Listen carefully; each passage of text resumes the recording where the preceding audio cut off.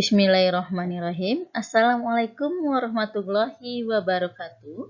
Berjumpa lagi bersama Ibu di sini, tentunya dalam mata pelajaran teknologi perkantoran. Alhamdulillahirrabbilalamin, pada pertemuan hari ini bersyukur kita kepada Tuhan Yang Maha Esa. Mudah-mudahan kita tetap selalu diberikan kesehatan dan tentunya menjalankan kehidupan sehari-hari, menjalankan protokol kesehatan. Jangan lupa memakai masker dan selalu cuci tangan dan jaga jarak. Baiklah, pada pertemuan kali ini kita masuk dalam pertemuan mata pelajaran teknologi perkantoran. Semoga pembelajaran hari ini dapat dipahami dan diikuti dengan baik, sehingga nanti ke depannya bisa berkelanjutan pada materi-materi berikutnya.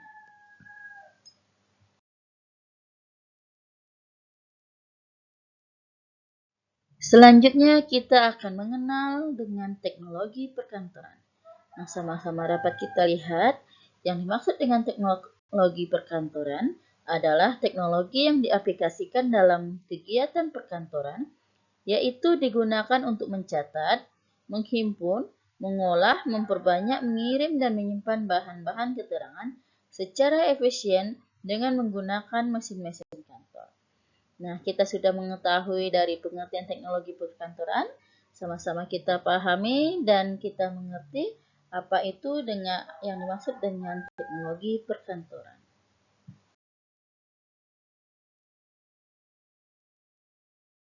Baiklah, kita masuk ke dalam jenis-jenis otomatisasi perkantoran. Nah, otomatisasi perkantoran dalam bahasa Inggris sering dikenal dengan istilah Office Automation atau disingkat dengan OA. Didefinisikan adalah sebagai sistem informasi berbasis telekomunikasi yang mengumpulkan, memproses, menyimpan, dan mendistribusikan pesan, dokumen, dan komunikasi elektronik lainnya antar individu, kelompok, dan organisasi. Pengguna otomatisasi perkantoran yaitu manajer, profesional, sekretaris, maupun pegawai administrasi. Baiklah, kita akan masuk kepada jenis-jenis otomatisasi perkantoran. Jenis-jenis yang pertama adalah word processing. Word processing adalah aplikasi pengolah kata atau word processor, adalah perangkat lunak yang dirancang khusus untuk mengolah kata. Dengan word processing, kamu dapat membuat berbagai dokumen seperti laporan, artikel, surat, formulir, undangan, dan lain sebagainya. Seperti yang dapat kita lihat pada gambar, yaitu adalah Microsoft Office Word, dan word processing ini dapat kita pahami bersama, sudah familiar, sudah tidak asing lagi, sehingga nanti kita dapat membuat artikel-artikel ataupun yang kita butuhkan di dalam perkantoran. Nah, kita masuk kepada jenis otomatisasi perkantoran yang kedua, yaitu electronic mail atau email. Electronic mail atau email adalah salah satu aplikasi otomatisasi perkantoran yang digunakan untuk mengirim dokumen atau data elektronik melalui komputer dengan fasilitas internet. Bisa kita lihat sama-sama pada gambar. Ini adalah contoh email yang nanti akan mengirim dari pesan yang kita butuhkan dalam sebuah kantor dan dapat menerima juga dengan pesan yang kita butuhkan.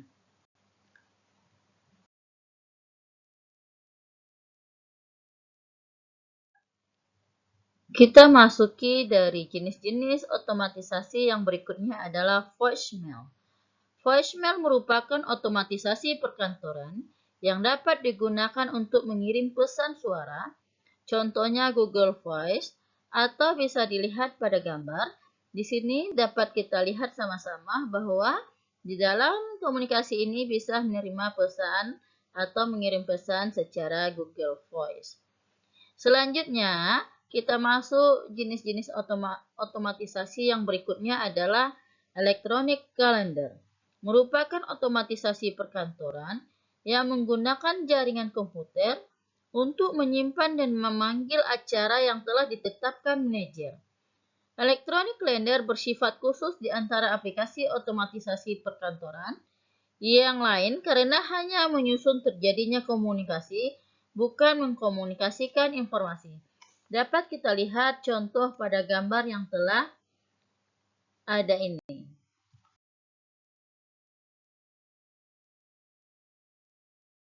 Selanjutnya, jenis-jenis otomatisasi perkantoran yang berikutnya adalah audio konferensi. Audio konferensi adalah salah satu aplikasi otomatisasi perkantoran yang tidak menggunakan komputer. Aplikasi ini menggunakan komunikasi dua arah seperti telepon genggam. Sama-sama dapat kita lihat pada contoh gambar bahwa di sini dapat mengirim dan menerima pesan menggunakan telepon genggam yang kita gunakan sehari-harinya.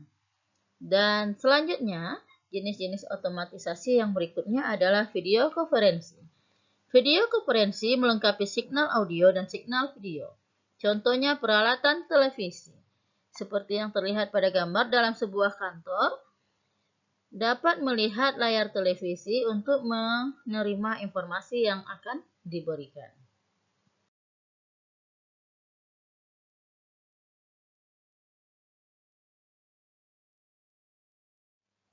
Jenis-jenis otomatisasi perkantoran yang berikutnya adalah komputer konferensi, yaitu menggunakan jaringan komputer sehingga memberikan kemampuan seseorang untuk melakukan pertukaran informasi selama terjadinya konferensi. Hal ini dapat digunakan untuk seluruh proses pemecahan masalah yang dipakai untuk menukar informasi, di antaranya pemecahan masalah yang berada pada tempat dan kota yang berbeda. Bisa kita lihat pada contoh gambar, seseorang dapat berkomunikasi dengan baik menggunakan komputer walaupun tempat yang berbeda.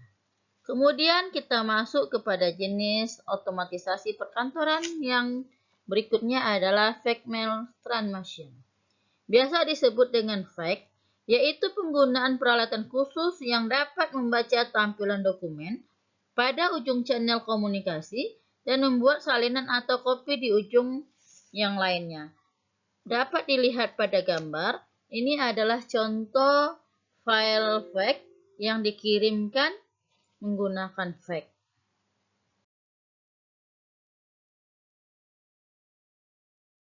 Baiklah, kita memasuki jenis-jenis otomatisasi perkantoran yang berikutnya, yaitu videotek. Videotek penggunaan komputer untuk tujuan memberikan keterampilan materi tekstual pada layar, disimpan pada penyimpanan sekunder kepada komputer. Sistem videotek memungkinkan pengguna melakukan transaksi dengan komputer utama, seperti berbelanja, melakukan transaksi perbankan, dan sebagainya dengan layar televisi yang dihubungkan dengan keyboard. Bisa kita lihat pada contoh yang telah ditampilkan. Ini adalah salah satu contoh video teks dalam jenis-jenis otomatisasi perkantoran. Selanjutnya, jenis-jenis otomatisasi perkantoran adalah image extract dan retrieval. Adalah penggunaan media mikrofilm yang berupa mikrofilm dan mikrofiche untuk menyimpan file yang dapat dipanggil atau digunakan kembali untuk mengatasi keterbatasan ruang dalam penyimpanan dokumen. Dapat menghemat tempat atau ruang hingga 79%. Bisa dilihat pada contoh gambar yang telah ada ini.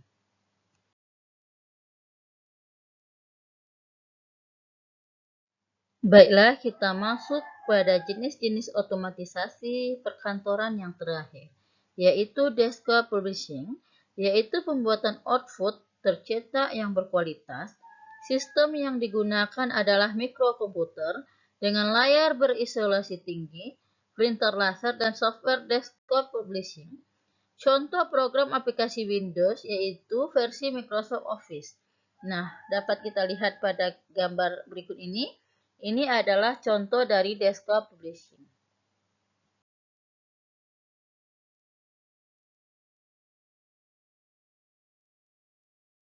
Demikianlah materi pembelajaran kita pada hari ini, dan Ibu berharap semua peserta didik dapat memahami apa yang telah disampaikan, sehingga materi yang ada ini dapat nanti kita terapkan dalam proses kegiatan belajar berikutnya. Dan tentunya Ibu doakan selalu, semoga sehat selalu, tetap jaga protokol kesehatan. Sampai jumpa di pertemuan berikutnya. Assalamualaikum warahmatullahi wabarakatuh.